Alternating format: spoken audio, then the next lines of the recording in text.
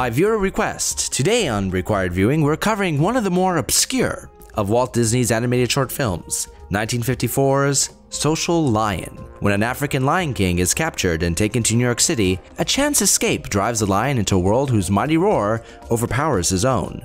Once a king and now an overlooked peon whose objections fall on deaf ears, Social Lion is fittingly filled with social commentary, a political satirical piece whose messages may or may not still ring true. Social Lion from 1954 is a satirical piece of American society and social status in the midst of the 1950s, a Disney time capsule that perhaps has something more to say from today's point of view.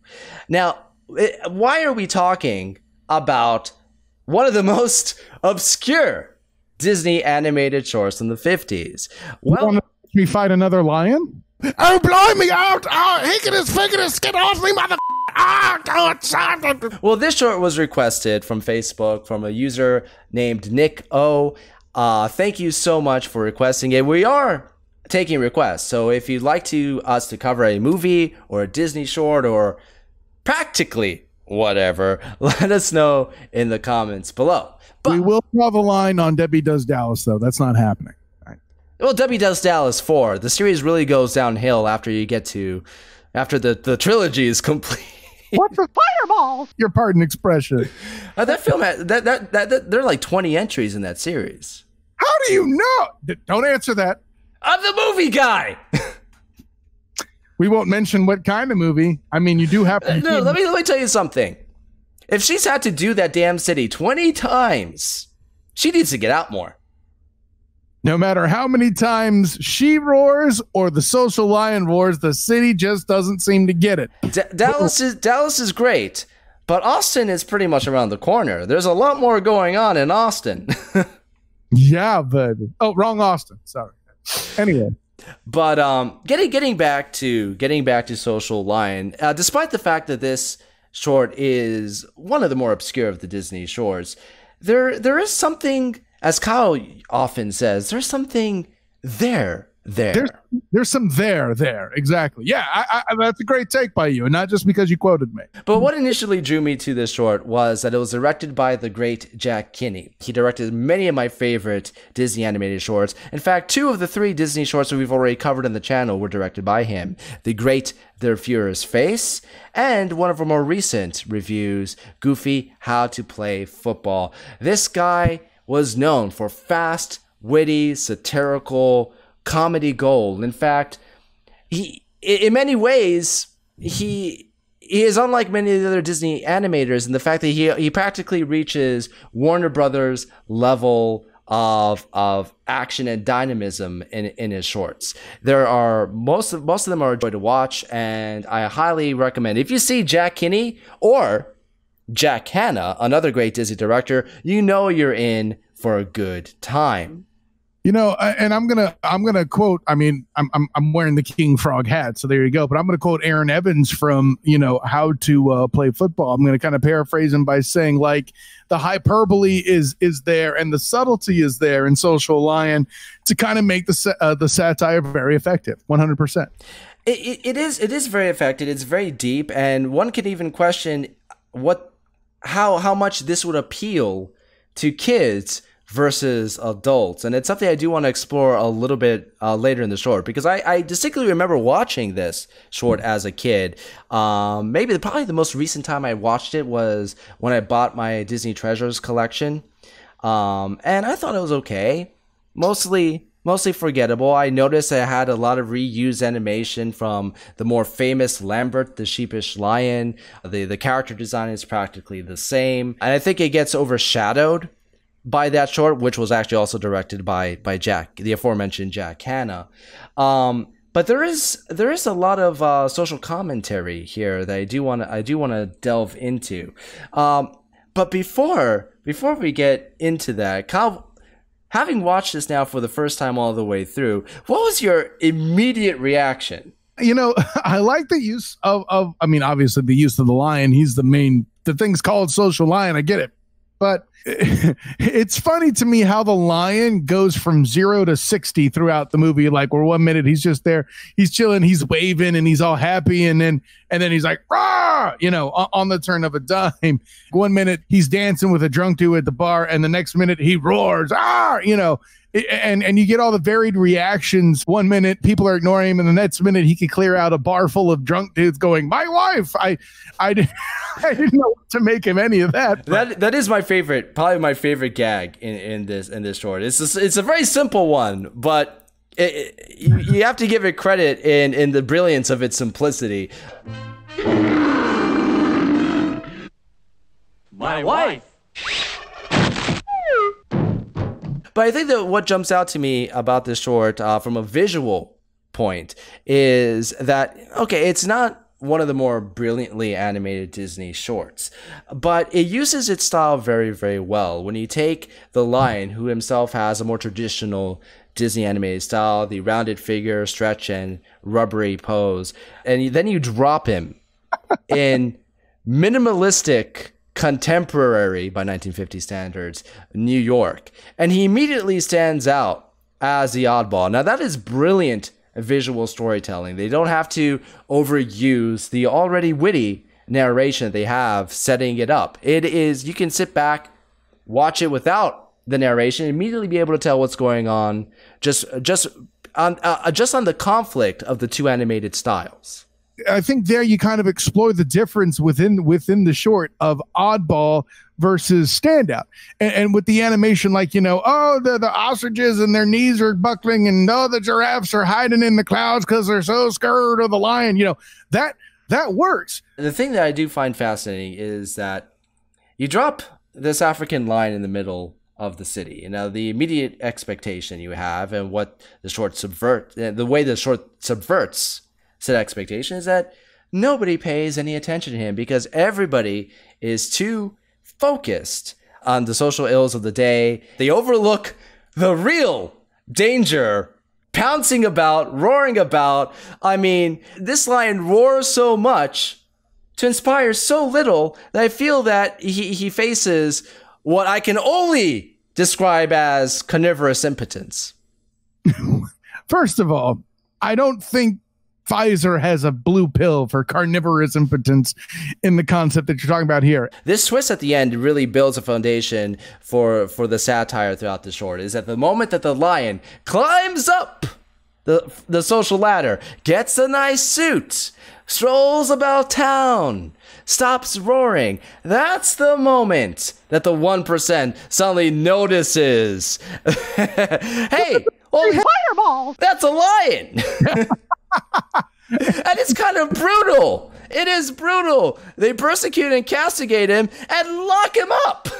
Well, now hold on. See, but I know the whole captivity aspect is a bit much for some people, but let's be true. The lion kind of wins here. Now, regardless of how you feel about animals in captivity in the zoo and all that stuff, I think the production, the short, is setting the table like it's there's a time and a place for everything, and he roars, which is to say there's a time and a place to roar, right? I mean, that could even be kind of a political message, really, when you think about it. And like, he's at the zoo and everyone's cheering him, and like the cartoon is definitely tell you things did okay for the lion, right? I mean, from a cartoon perspective of the day, being in a zoo in some cases was the happy ending. All of a sudden they don't have to go hunting anymore. All of a sudden they're sitting back. They're getting fed every day. They have a full harem of ladies to procreate, so you can have more zoo animals. It technically is the quote unquote happy ending. Demos, the social life. Listen, free food and a harem of beauties, sign me up. But nevertheless, it is from a different perspective. I mean, the happy ending that you allude to is probably the ending that was intended.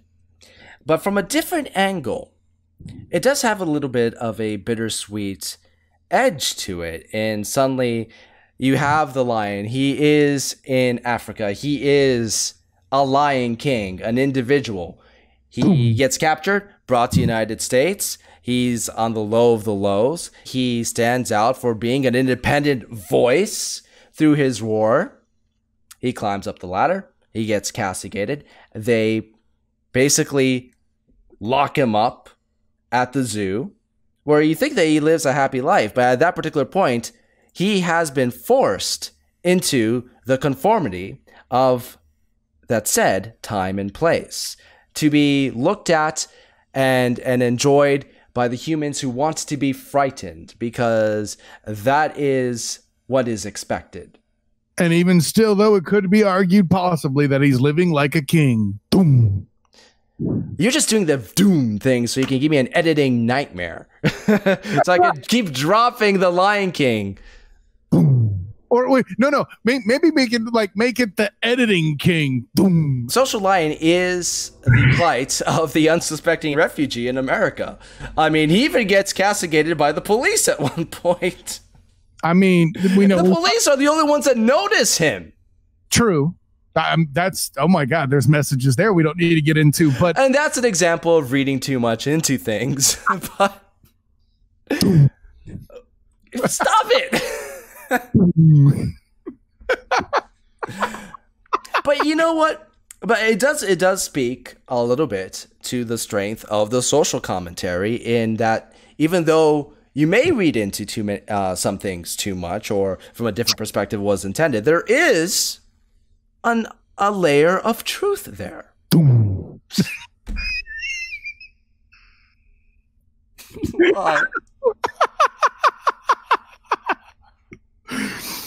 I can't even say Hakuna Matata because I'm going to be editing this. Big bully. Hey, you know what? Let's take a cue from Maui. There's two people whose day it is to say you're welcome. Nick O and Demos in the editing booth. Boom. Why, Nick? Why did you do this to us? Revisiting it again today and looking at it from the perspective of today's society, there is quite a bit about this short that is very relevant, if not even more relevant today. I mean, there's a point in this short where the Americans tell him to go back to where he came from. Well, if you don't like it here, why don't you go back where you come from?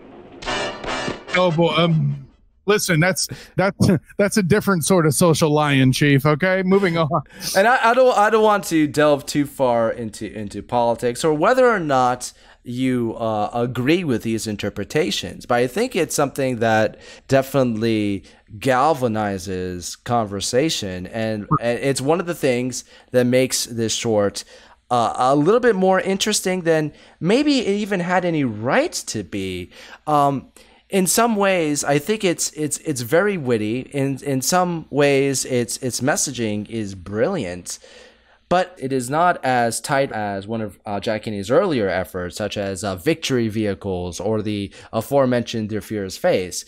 But despite its obscurity, there is still something that is intriguing about it. I'm there with you on that. I mean, we mentioned it's not necessarily the best animation piece, but there's some there. I mean, listen, if we're looking at this from a required viewing point of view, I'm not prepared to give it belongs in a museum, but I would give it a recommend. When I saw it as a kid, I expected something a little faster and funnier just think about the premise real fast, right? I mean, people have compared this short as the inspiration for Madagascar. Okay, you have a lion and you have a city. That's where the commonality ends, all right? Nope. Putting I like to move it to the social lion. That is a great point by you, Demos. I like to move it. I like to move it. I like to move it. I expected less abstract and more zany. I expected something more along the lines of Madagascar. And perhaps this short is more indicative of one of the things that I've said many, many times on the show is that the Disney films of the 30s, 40s, and 50s, and the 20s weren't necessarily aimed for kids. Right. Because this short, all the commentary, this has no appeal to kids. This is specifically aimed at adults. Yes, it's family friendly. There's not anything that is particularly objectionable at the time. It was in this short. sake. Yeah, exactly. It's a big deal that he said "give a damn" at one point too, right? Anyways. Well, yeah, when Clark Gable said, "Frankly, my dear, I don't give a damn," that it was they nearly fined that film because that was during the rise of the Hays Code, which, you know what, I mean, nowadays I wouldn't be surprised if I'm demonetized from YouTube for saying "damn." So what are we saying? We live in circular history. That's all I'm saying. So I think it's definitely a curio piece. The message isn't a particularly unique one. And I think there are definitely other shorts out there and other media out there that have presented this message in a more successful and memorable, and in some cases even more haunting manner. I wouldn't say it's required viewing, and I wouldn't go as far as to say recommended, but definitely from a Disney historical aspect, yeah, I think it's worth a look. And also from if you want to get an idea of American social commentary and satire of the 1950s, I think this is a fantastic short to begin with. It's really a 6-minute capsule of many of the ills that we faced at the time, and many of which are still present in today's society, even more so in some cases. So I would be very interested to hear what you guys think. Have you seen Social Lion? What are your ages? Let us know in the comments below, because this is definitely one I would be intrigued to have a conversation about. And thank you, Nick, for galvanizing said conversation. That's right. You are the lion's roar. What? I'm just trying to say he's more than a morning report, okay? You weren't even on that episode. You know what? Boom. Okay, there you go.